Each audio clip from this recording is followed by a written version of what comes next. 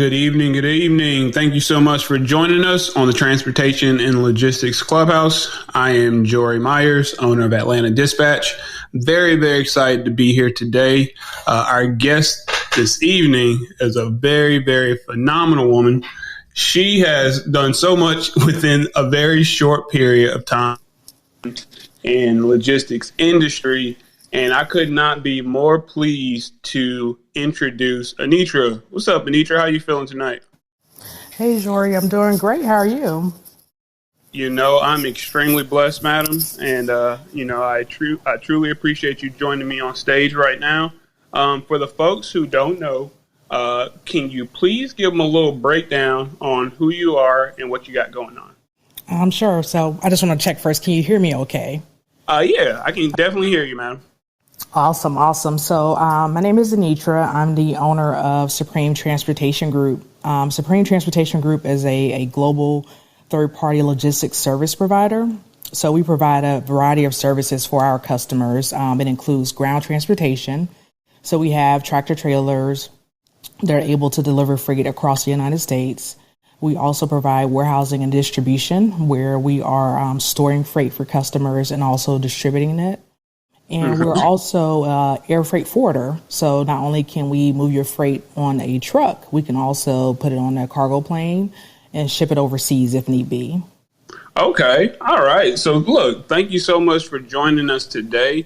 You and I, we met a while ago now. And, I want to go ahead and give Shaq a shout out because without Shaq, I definitely would not have met you. It's kind of weird because I always seem to be in a spot just in an uncanny way. Like I'm not necessarily a part of the group, but somehow I'm in the room. Yes. That's exactly how we were able to meet, just being at one of those networking events. So thank you so much for joining us. So your background, all right. You didn't come from a logistics background, did you? Not at all. Well, it depends. So my background, I'll tell you the story. My background, I started off working right out of college. Actually, as I was in college as an intern at one of the major beverage companies here in Atlanta, Georgia. Mm-hmm. So started out as an intern, worked my way up to an IT auditor. And as an auditor working for the company was big on supply chain, logistics. So as an auditor, I got a chance to see the entire process of how the company operates from start to finish. So really, really got exposed to logistics and supply chain and actually looked at opportunities to move out of IT into supply chain at this company. But because I didn't have a degree in supply chain or experience, I wasn't given the opportunities. So while I was there, I looked into starting a trucking company. So I looked at, some of the bigger opportunities like at FedEx or in Amazon. But, when you're in corporate America working for a great company, making good money, getting bonuses, it wasn't like at the top of my list to be an entrepreneur or to start that trucking company. So unfortunately, I was laid off in 2017. And decided at that point, okay, something, let me go ahead and just step out on faith here and start the company. So 2019 started Supreme Transportation Group. We started with one tractor. Then we, maybe 6 months later, added a box truck to the fleet. And now in 2022, we have grown to 6 tractor trailers and 1 box truck. Okay. Well, I appreciate that background. And, you said a lot, but I feel like that is a lot of people's experience, maybe being shown some type of industry that they might want to get into. But of course, they don't have the degree or they don't have the experience. So they're not given the opportunity to transition working for a corporation. And you're like, well, what do I do at this point now that, I do have more time on my hands, because I ain't gonna lie. The way that you got into logistics is similar to how I got into logistics. Okay. I didn't see eye to eye with the brand new director. And suddenly I found myself with a lot more time on my hands. And, so it's been a blessing in disguise. Definitely. But, okay, so Supreme Transportation Group, where are you located, just in case folks needed some warehousing right now, so we can just get that out in the beginning? Sure. So we're located in Forest Park, Georgia. We're about 5 miles from the Atlanta Hartsfield Jackson Airport. Okay, and why is that? Does that mean anything? The fact that you're about 5 miles away from Atlanta Jackson Airport? Yeah. So that was really important when I was sourcing warehouse space. It was important for me to be near the airport because the airport is considered a port of entry for the state of Georgia. So I wanted to be close to a port of entry because to me that means there's more opportunity for us to be able to get freight into that warehouse. If we're able to tell our customers like, hey, we have this warehouse space that's 5 miles from the airport. So it won't take us long to either send a dry van or a box truck over to the airport to pick up your freight and bring it back. And that equates to, transportation costs, less transportation costs for those customers. Yes, ma'am. Okay. Well, we're going to get into this later, but, the fact that you guys are close to the airport, I know that is, prime real estate for warehousing. And I know that you guys are getting a lot of hits just by way of being that close. So thank you so much for sharing that. So just in case people who are interested in possibly getting into the warehouse space, they'll know, maybe being closer to one of those port of entries would be something that they would want to do. Okay. So, yeah. So to start with how you got into trucking, you had one truck. Was the prices what they are currently, or how did you get your first truck? So it's funny because when I first got into trucking, my first truck, I want to say, was $80,000. And after being in the trucking game for about a year, I'm like, you know something? I pay way too much money for this truck. If I were to get more trucks, I'm definitely not going to pay no more than $50,000. Now here we are, fast forward to 2022, right? And it's hard to even get a used tractor trailer for $80,000. A lot of the dealerships are selling them for 90,000+. Right. So yeah, I thought back then I thought I paid a lot, but now it's even more expensive. Luckily, I was lucky enough to go at the beginning of the pandemic, when everything slowed completely down, even the availability of loads there was available out there for trucking companies to carry. I was able to capitalize on the market at that time. And actually, I was able to purchase 2 trucks for $30,000 a piece. Hey. And those are the best trucks in my fleet right now. So I'm happy I was able to, capitalize at that time when the market was down. Okay.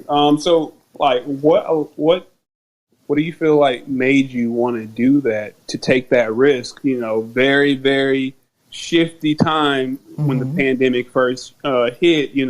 A lot of people losing their jobs. Freight is uncertain. What made you say, all right, well, I'm going to go ahead and make the largest investment that, I probably, have done already? Yeah. So at that time, I had a couple of opportunities that were coming my way as around dedicated freight. So because the amount of money that it took to obtain those trucks wasn't a lot, it wasn't going to hurt my bottom line and the new opportunities that were coming to me.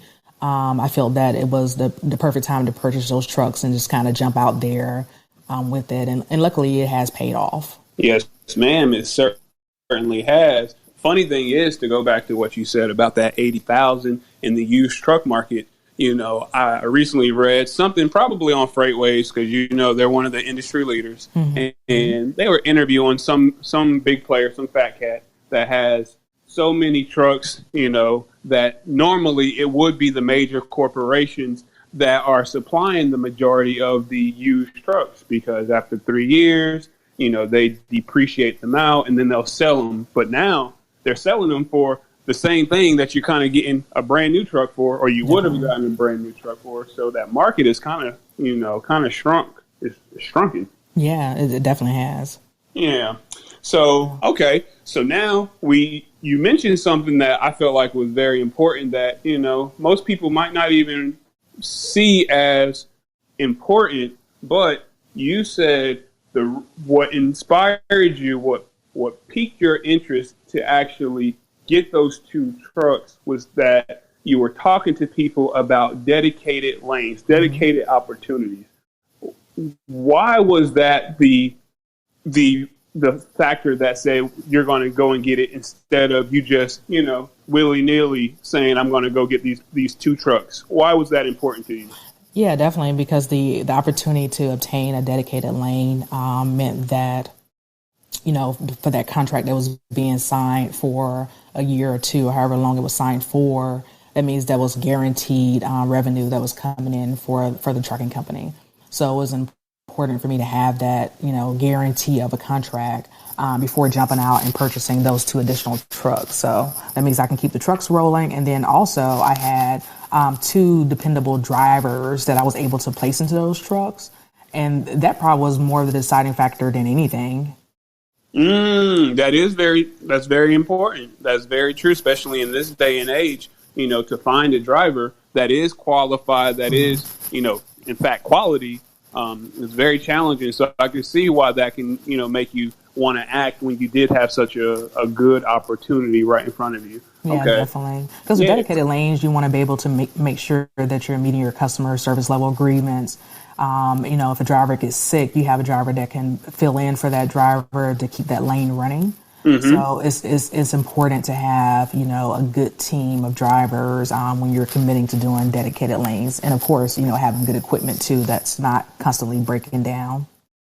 Right. Okay. So right now, do you feel like you have do you have anybody that can go rescue any drivers if something happens? If one of those drivers does get sick or they are on the side of the road, don't have the hours, but they need to get home. Do you feel like you have the person that you're going to call to go rescue someone? Oh, yeah. I definitely have a very strong team now. And I actually have a couple of what I call like recovery drivers, just from networking in the industry. Met some great people where if I ever needed a truck recovered, I have people I can call to go recover those trucks.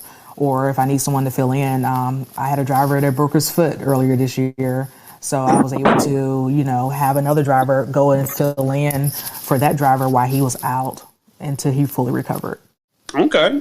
Well, it sounds like you've done exactly what you intended to do, which is grow and make your operation more robust. And I know that you started with one truck. And what are you up to now? You said 6? Yeah, we're up to 6 tractors and 1 box truck.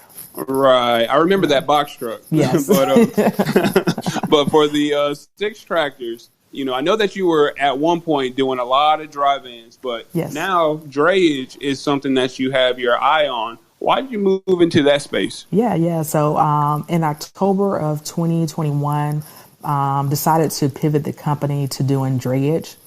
And the reason behind that is having a warehouse. You have to understand that in order to fill that warehouse up, you have to have freight that's coming in. And the biggest opportunity to get that freight that's coming in is freight that's being imported.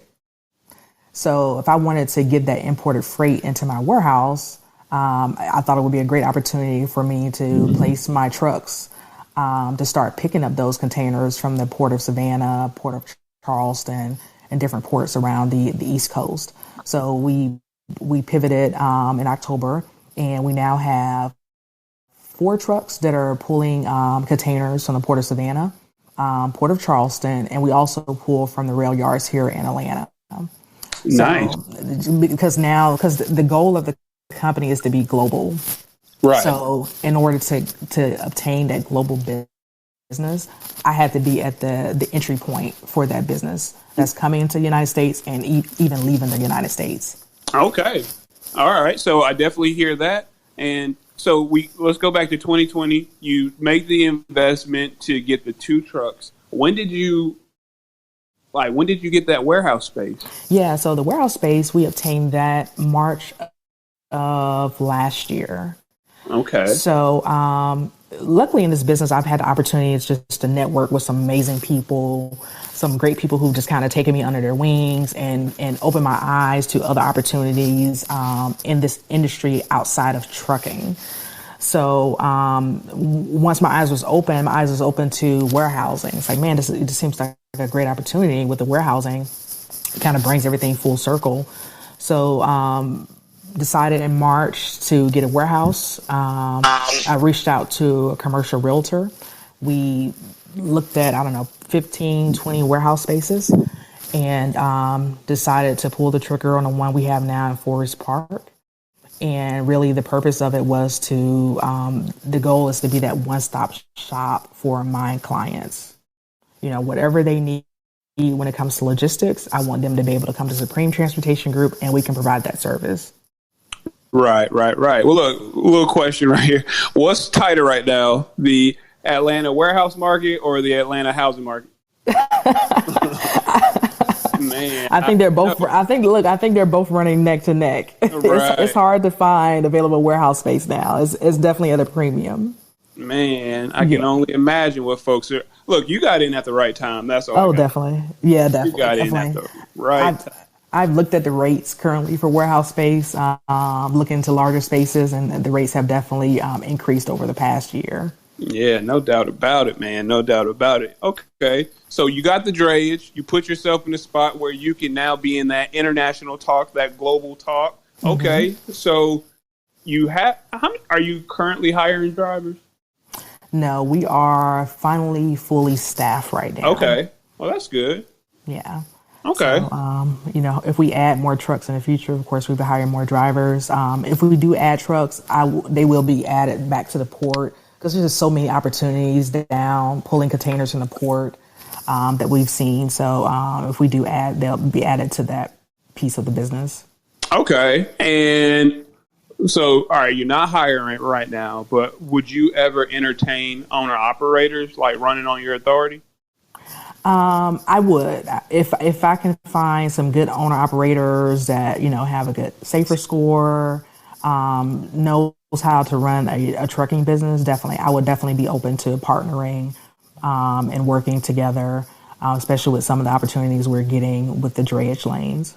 Oh, perfect. Well, hey guys, if you guys are listening, or if you are going to listen in the future, this is definitely somebody that you'll want to tap into. And that kind of transitions me over to something that you added a little bit more recently, because, when you and I first met, I was definitely talking to you about Atlanta Dispatch, I was trying to holler with those, you had 4 trucks at that time, Yes. Hey, what if I can get you these lanes? You were like, all right, I'll entertain it. What's up? Now you're providing a dispatch service. Is that correct? Yes. So we actually have an in-house dispatch service that we're providing. And the reason for that is just really the knowledge that we've gained around dispatching our own trucks. Mm-hmm. So the service that we're providing when it comes to dispatching is we're treating your trucks just like they were ours. Mm-hmm. So, I know, Jorie, you guys do box trucks also, but we definitely have a specialty with dispatching box trucks. Because there is definitely a key to that. With a box truck, it's hard to just pick up one load, deliver it to a customer, and then get another load. Mm-hmm. With box trucks, you got to try to consolidate your freight in order to make that real money in the box truck game. So that's one of the things we specialize in when it comes to box trucks is getting you those consolidated loads. That way you can make more revenue by the end of the week. Nice. So, look, I need to holler at you. Share some of this game, please. So, yes, if anybody's interested in any type of dispatch services for driving or box trucks, we do have that service available. And maybe, we'll be looking to adding that service for drayage in the future. I got you. Okay, look, I had a question, but you already kind of answered it. But I'll just state it the way that I stated it, which was, how beneficial was it being a carrier first, for these opportunities that you're able to provide to these other motor carriers that you're dispatching for right now? Oh, definitely. Because you really need to, I think as a dispatcher, you really need to understand the business side, what it takes to run a truck. It's not just booking the load and you're going to make your percentage off the load as the dispatcher. You have to understand, okay, if I book this load, the driver has to be paid. Diesel costs are extremely high right now. They have to be covered. So you have to think about it, to me, from that perspective, as the dispatcher, am I doing a service to my client to where they are making a profit? I'm not just booking it just to make my percentage as dispatcher, but I'm considering all the expenses that my client has. So being a part of being in the trucking business, it makes you realize that more and how important.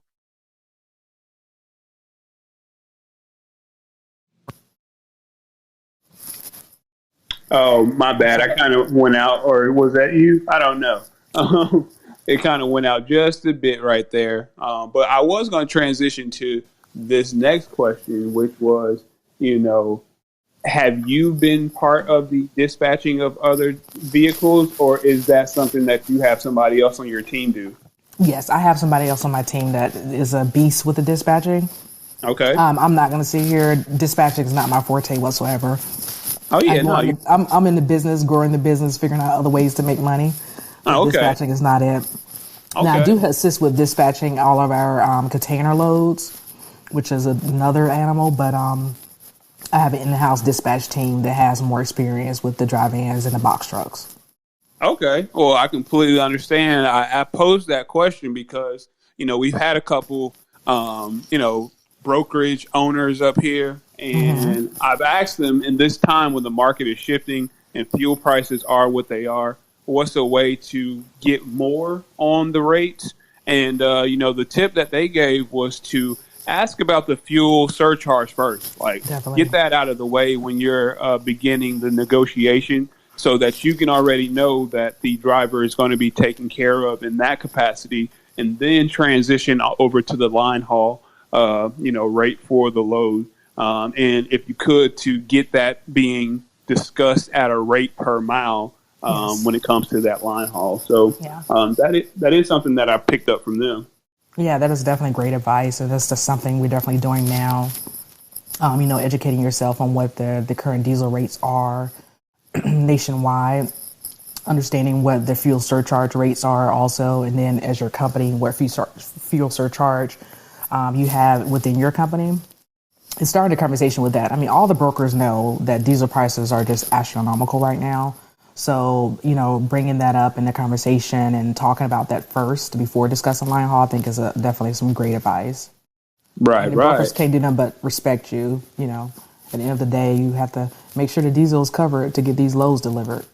Yes, ma'am. So, and I mean, I know that you're not the person sitting on top of dispatching, but I've personally seen on the load board, calling around and, you know, seeing something that's going 300 miles and they're trying to pay $400. And this is literally last week. And I'm in a spot where I feel like I'm having to have a moral conversation with the broker of, you know, how do you expect this to get delivered? You know, and it's not even a partial. This is a dedicated load. How are you thinking that's okay? And it gets to the point where me as a dispatch company owner has to say, well, I have to do my part to say no to cheap freight. Do you feel as though you guys have that, you know, that kind of like understanding within your organization as well? Oh, definitely. I've been turning down loads here and there when they're just not covering at the minimum our fuel surcharge. So, you know, we have to stand up and say no. Sometimes you just, you know, you don't want to jeopardize your company by running cheap loads where you're not making any type of profit. Right. You know, Sonar says that tender rejections are down, but I feel like I've been rejected more and more. Oh yeah, they're definitely up. Look, tender rejections are definitely up in my office. So, you know, that's what I'm seeing on the day-to-day is me and my team rejecting more and more loads. So definitely. Okay. You have to know your bottom line and what what you're willing to accept and what you cannot accept. So that's probably the biggest piece you have to know is your bottom line. Yes, ma'am. I think that's perfectly stated, knowing that bottom line.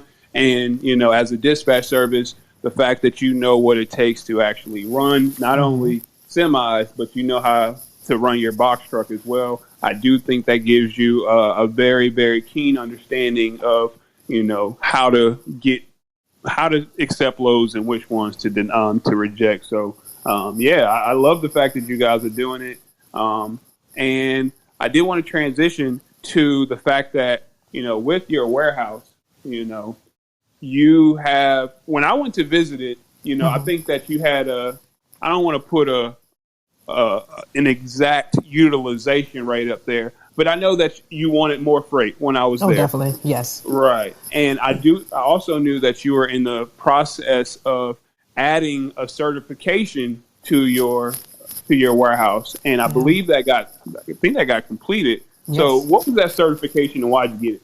Sure. So we recently added foreign trade zone designation to our warehouse.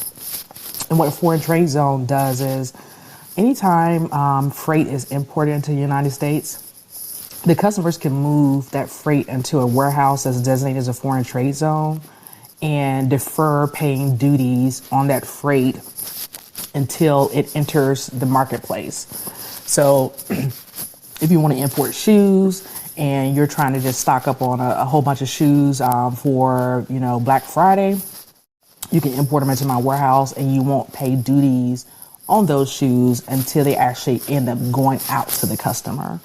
So the reason behind getting that foreign trade zone designation for the warehouse was to stand out from the crowd. So one of the things I quickly noticed moving into the warehouse business is it takes a lot more effort to get business in a warehouse.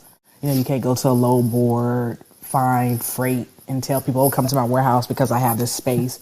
You really have to go out, network, make connections, advertise a lot, and then provide services that other people are not providing. So when I did my research, I saw that in the area that my warehouse is in, there are a lot of other warehouse companies doing the same thing, or logistics companies doing the same thing. And a lot of them were like customs bonded, which is another designation you can obtain. And what I didn't see was that there were warehouses in my area that were foreign trade zone. So decided to pursue that designation. We have obtained it. And now we are a foreign trade zone, and we are, monitored by Customs and Border Protection, our Homeland Security. So they do pop up sometimes and do random audits of the facility. Okay. And when it comes down to it, how does your warehouse look different than what it originally was? Did you have to do anything to actually adhere to any requirement? Yeah, so the process is actually pretty tedious. So the first thing you have to do is submit an application to Homeland Security or Customs and Border Protection. Submit an application about your business, how long you've been in business, who are the officers of your company. They run a government background check on all the officers in your company. You are required to pass that background check. We're also required to have security cameras throughout the facility so that people are not able to enter the building freely.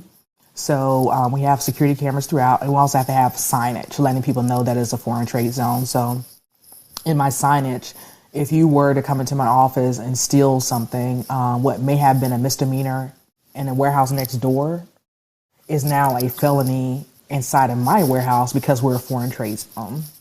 Wow. Okay. So they better come correct. Yeah. So this definitely was a lengthy process. It's applications, background checks, making sure you have the right security in place, your facility being audited by Customs Border Protection.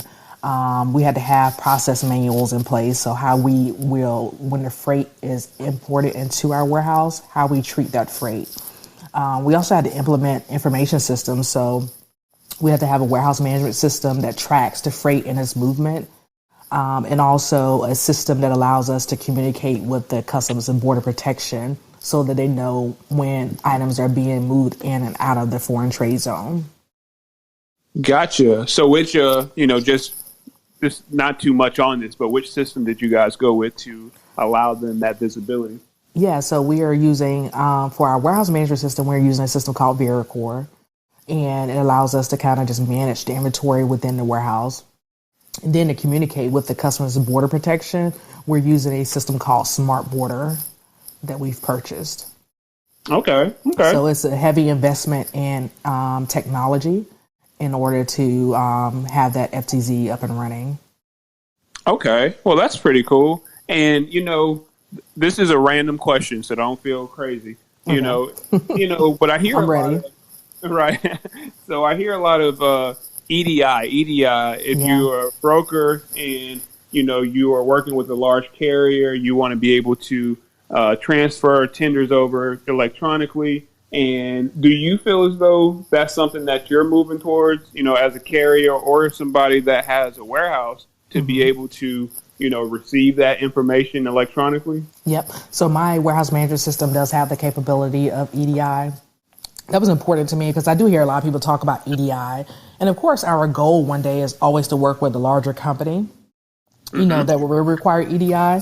So I have the technology in place, but I don't have a customer today that requires it, but it's there and ready. So when a customer does walk through the door, we can do some quick configuration and get that rolling for the customer. Okay, well, cool. You know, like I said, that was random, but I knew I wanted to ask it just in case somebody was interested. They might be able to reach out to you to see what you got going on about it. And, you know, since FTZ in your warehouse, do you feel as though it's had a positive or any type of effect on your utilization rate? Yeah, so it's been very, it's a good selling point for the warehouse business because when customers hear what it can do for their bottom line, they're quickly interested in wanting to hear more. So what that allows is, once again, for my company to provide that full service is, hey, we can pick that container up for you from the port. We can bring it to the warehouse as an FTZ, store it into FTZ, and make sure all the appropriate checks and balances are made. So yes, it's bringing forth clients which we were looking for that we wouldn't have gotten probably without having it. Okay, well, that's pretty cool. And, you know, you did just mention being able to have containers and bring them to your location and then store them in there. You know, that makes me think of a word called transloading. Is that a service that you guys provide? Yes, yeah. So in our warehouse, we provide several services. We provide cross-docking, which is pretty much taking the freight from one truck, bringing it to the warehouse, and then placing it on another truck that's probably going to a different destination. The next service we provide is transloading. So we will pick a container up from the port, bring it to the warehouse. We'll unload that container. Sometimes that container is floor loaded, so it has floor loaded cartons. So let's just say a whole bunch of boxes of shoes. We'll unload the container. We'll palletize the freight, shrink wrap it, and then prepare for it to go out to the customer by having another truck come pick it up and deliver it to its final destination. We also provide e-commerce fulfillment. So we are, I always tell people, we're a small Amazon in the making. So we have customers now that we have under contract where their customers will place orders on their websites. And when those orders are placed, they'll send that order over to Supreme Transportation Group. We will package the item for that customer and ship it via UPS, FedEx, or the United States Postal Service. So that's been, that's probably 90% of our business right now is e-commerce fulfillment. Oh, that's awesome. That is awesome because that's ballooned over, you know, the course of the pandemic. Oh, definitely. Lots of opportunities when it comes to fulfillment. Okay. Especially in the warehousing space. Okay. Do you guys ever have the ability to, you know, act as that final mile when it comes to the folks whose loads you're transloading? You know, because sometimes they'll want to put their own carriers up there or something. Yeah, surprisingly, we get a lot of requests to provide that final mile service. And majority of the time, I don't have trucks in the area, so I have been partnering with other companies that has been providing final mile. We do it around the Atlanta area when we have a truck available, but majority of the time, I am outsourcing that piece of the business to other carriers to deliver the final mile service. Okay, so I believe you just said you're going to start outsourcing that to me. That's what I think I just heard. That's what it is. Okay. we can make that happen. We can definitely make that happen. Yeah, no, I appreciate it. So no, that's dope. And okay, so we have the warehouse. We went ahead and, you know, made ourselves a little bit distinguished by getting that FTZ, and you also do air freight. What does that mean again? Like in layman's terms? Sure. So air freight is pretty much taking the same freight that sometimes you want to put on a truck. Instead, you put it on a cargo plane and it gets to its final destination a lot faster. So as an indirect air carrier, I've been approved by TSA to be able to take that freight from a customer, do a couple of different checks, and then book the cargo plane for that freight to go on and be shipped overseas.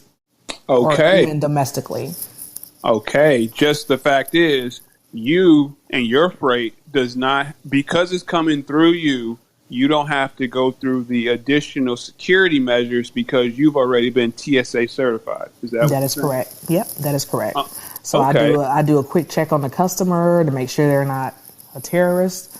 Then we book it on a cargo plane, and it goes to its next destination. So being an air freight forwarder has given me more business for my box truck than anything. Mm-hmm. Because now all of my drivers, they have TWIC cards and they're TSA certified.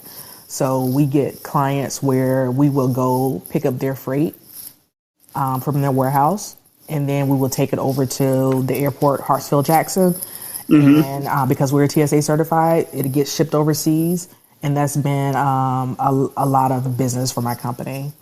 Okay, that's They're beautiful. they're required to have a TSA certified driver to ship that stuff overseas. Right. So look, maybe, I'm putting you on the spot. Okay, I'm putting you on the spot, but I definitely need to have this thing clarified for me because as a dispatch service, I'm on a load board and I'll see a load that says, this is a great paying rate, a great paying load, and it has to go to the airport, but boom, boom, boom, the driver has to be TSA certified, right? Yeah. Mm-hmm. Now, my understanding of a driver being TSA certified is I feel like maybe it's wrong. And because you've been through the process, are you able to educate me on how a driver becomes TSA certified? Sure. So there are two ways. You can go through the TSA process, which is you complete a security threat assessment. So it's pretty much a background check on you. You can have that done to become TSA certified. Now, they will take, in lieu of a security threat assessment, a TWIC card. So if you have a TWIC card, you can become TSA certified by working directly with the indirect air carrier. Okay, so if you're basically saying if a driver has a TWIC card, they can work with you Yep. to be able to get TSA certified, or like does Yes. it actually get pushed through that they're TSA certified, or are they just able to just do it because it's through you? So they're able to just do it because it's me. So I verify their TWIC card, and then they have to go through a 45-minute training.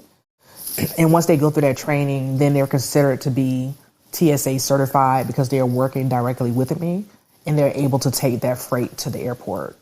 Okay. So that's one way to complete the security threat situation assessment.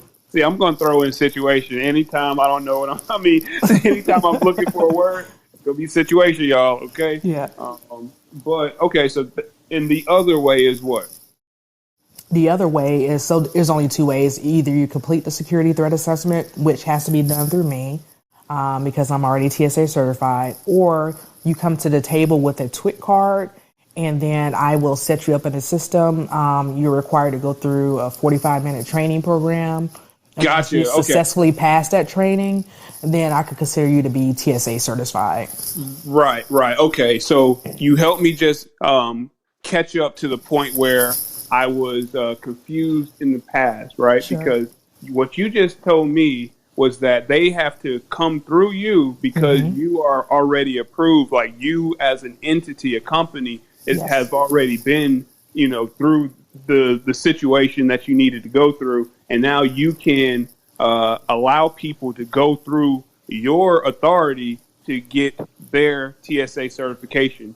So my question my confusion rather, has always been, how are they asking, why would they put that on the load board, if, the common person or the driver straight off the street might not be able to do it? Or is there a way for a driver to do it by themselves, like a carrier by themselves to get that TSA certification? Yeah, from my understanding, you have to go through that. You have to go through an indirect air carrier to get it. Right. Okay. So I'm not sure why, they're posting on the load board, requesting it, maybe some type of backdoor way. But the way that I was taught through the training is that they have to go through an indirect air carrier to have that done. Okay, no, I mean, what you're saying is the way that I knew it. It's just because they posted it in such a way, I'm like, it don't seem like that's accessible to everybody. Trying to figure it out how to do it. But, you've clarified everything. So thank you so much for sharing your experience and your knowledge on, TSA certifications.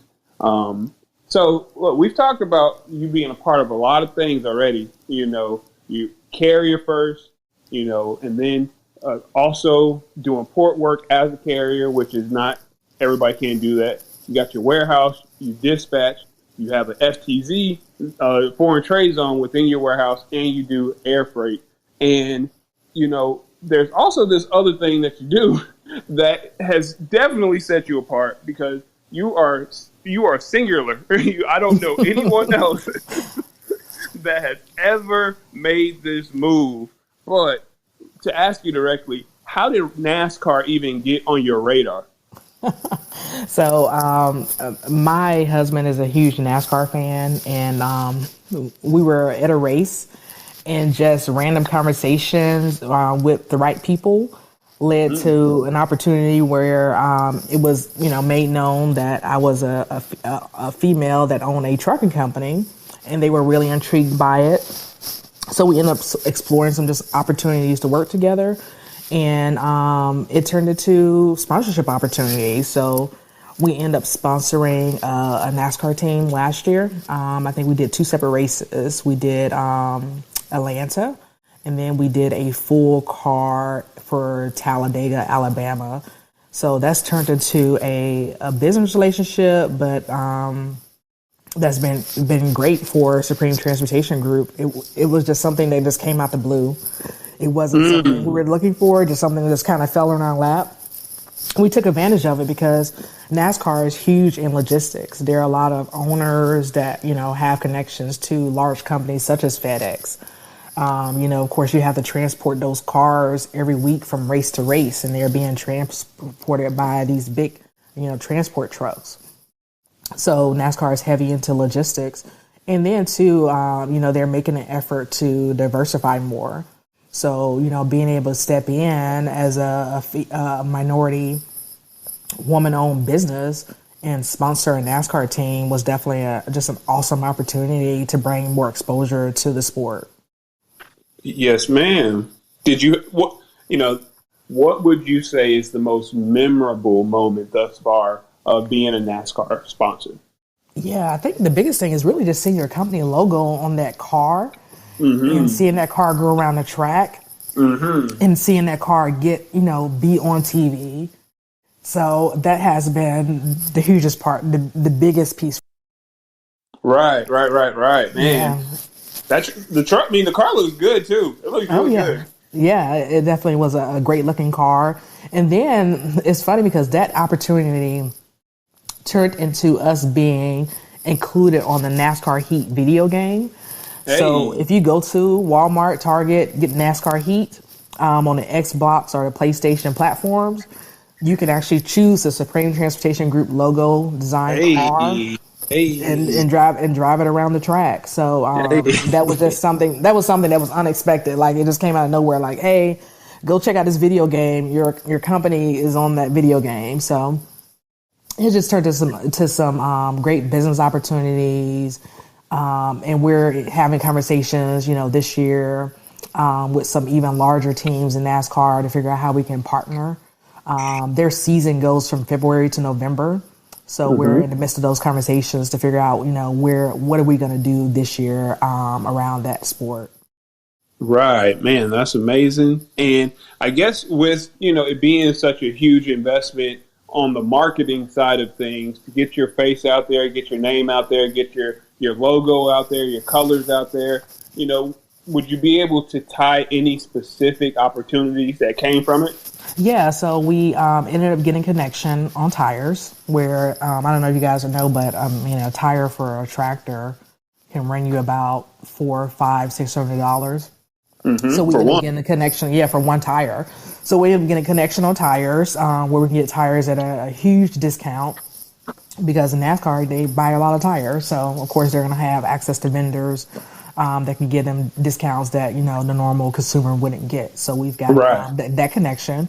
And then also we end up getting a dedicated lane where we were moving Harley Davidson motorcycles across the United States. And that was huge. My drivers loved it. Of course, they were making more money and going shorter distances. So yeah, so we've got some dedicated lanes and just some connections to, put us in front of some discounted opportunities for our fleet. No, I love it. I love it. I love it. And the fact is, you guys to me are one of one. I haven't met anybody else that looks like me that, has been able to scale the way that you have been able to scale and taking advantage of the opportunities once they presented themselves. And in the description for this conversation, I said that's a superpower that people don't even, it's very understated that, being able to shift, pivot, or do whatever you got to do when a new opportunity presents itself is something that you don't really, people don't really, there's no way to rank it or show it merit for a company owner. And, what do you think it is about you and, just where you are in life that has allowed you and enabled you and made you even determined to, do these new things first versus just staying in your normal path? Yeah. So I think the biggest thing is coming from corporate America. In corporate America, as a African American woman, I always felt like I had to do more than the person sitting next to me to show my worth in order to get that next higher position. And a lot of times in corporate America, when I would apply for those next higher level positions, I wouldn't get it. And the excuse I would get is, you don't have enough qualifications, you don't have the certification, or you don't have enough experience. It was always an excuse about why I couldn't be at that next level. So when I decided to step out and start my own company, I decided I wasn't going to limit myself because I was upset with corporate America for limiting me. So why would I start my own company and limit myself? So I decided I wasn't going to limit myself. So I consider myself a master executor. If I'm gonna learn about something that interests me, and then determine if it's going to be something that's beneficial for my company, and then I'm going to implement it. And I'm going to learn it, I'm going to work it, so then I can pass it on down to members of my team to be able to do the same thing. So the key is I'm not going to limit myself like I was limited in corporate America. Yes, ma'am. In corporate America, they would have told me, Anitra, you would have never been a CEO of a company. You don't have the skill set for that. Guess what? I'm the CEO of my own company now. Boom. Mic drop. So, and no one but me could tell me that I can't do anything. I determine my value, my worth. I determine what title I should have. And I determine how much effort I want to put into my business.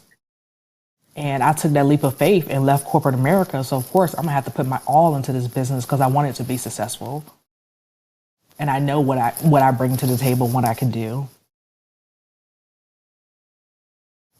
Yes, ma'am. Yes, ma'am. I heard the passion behind it, so you basically said, I'm not even going to sum it up, but what I know, my key takeaway is you're not going to allow somebody to put limitations on you. Definitely, yeah. You're not going to allow yourself to put limitations on you either. So, if you're going to take that leap of faith, why put limitations on yourself? It's so we have so many opportunities to be educated on things. Like you said, Jorie met at Shaq's class. So, taking additional courses, learning, opening our eyes to things out there we probably was never exposed to. And then once you learn it, and if you feel like it's something that's appropriate for you, go and execute on it. Well said. Well said. Well said. Well, Anitra, look, my question at this point, I'm just going to be, just asking more about dispatching because, that's what I love. That's your thing. But I did want to open the floor up for questions. If anybody from the audience had any questions, are you okay if we do that, Anitra? Sure, definitely. Okay, cool. Well, look, that offer stands for the next 30 seconds. If you guys have some questions, go ahead and raise your hand now. And then after that, I'm going to turn off the hand raising. But just okay, so we do have somebody. Oh, okay. They jumped up. What's up? All right. So we have a question from Gold Star. Hey, What's up, Miss Gold Star Logistics? Tawana, how you feeling? Hey, y'all. I have a question. Tawana. I just wanted to say hi to Anitra and just say how proud of her I am. I know we talked a couple of times, but she is doing the damn thing. So if y'all got some questions, now is the time to ask them because she is a wealth of knowledge and a very generous person, and we just super proud of her. That's all I wanted to say. Hey, Jorie. Thank you. Hey. I appreciate it. I agree with everything that Tawana said. So thank you so much for joining us on stage, Miss Tawana Randall of Gold Star Logistics and of the Leading Ladies of Logistics. Thank you so much. And now we have Miss Ayers. How you doing? Hey, I'm doing great. Thanks for bringing me up. Wonderful conversation. I'm so glad I'm able to listen this evening. I would love to pick your brain. One of these days, do you think you would maybe have a Zoom class so we could talk to you more in depth about things? That's the first question. And the second is, hold on, grandbaby. The second thing is, what is the least amount, because I've been a NASCAR fan since 82. What's the least amount of money that it will take to be a NASCAR? Yeah, sure. So I'll start with the NASCAR first. So for the sponsor, I think probably the least amount or cheapest amount I've seen is probably about $5,000 where you can have your company logo placed on the car. And it's really just getting with the right team that's a good fit for your company. You have some teams that are going to, do what they need to support you and your company and may, offer some cheaper entry rates. But just connecting with the appropriate team in the NASCAR that you guys can have a great partnership with. And as far as education Zoom classes, I don't offer any courses or anything. I'm a pretty open book. So if you have questions or you just want to connect with me, please feel free to reach out. We could set up some time and just kind of, talk through what it is that you want to know about, and we could just take it from there. Okay, well, great. I'm in Georgia as well. I thank you so much for your time. I'll be in. Thank you. All right. Well, thank you so much for coming up to the stage, ladies. All right, so I was going to be, very nice. We got 30 more seconds, 30 more seconds, and then we're going to have to say, bid a farewell to Miss Anitra. So at the end of the day, before anybody else can come up to the stage, I did want to just say thank you so much, Miss Anitra. What Tawana just said about you just being kind and, very, very, just open and willing to share. I've experienced that personally. Since we connected, my wife just asked, she was like, "Oh, when did y'all reconnect?" Because I said, "Oh yeah, you remember I sat right next to her during Shaq's dinner," and I was like, "No, we never deconnected." Yeah.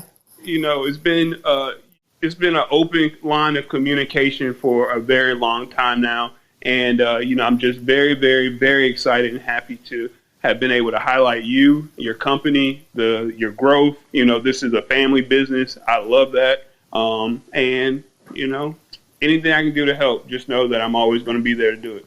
I definitely appreciate it. Yeah, I've been lucky enough to, like I said, have some great people in this industry pour into me.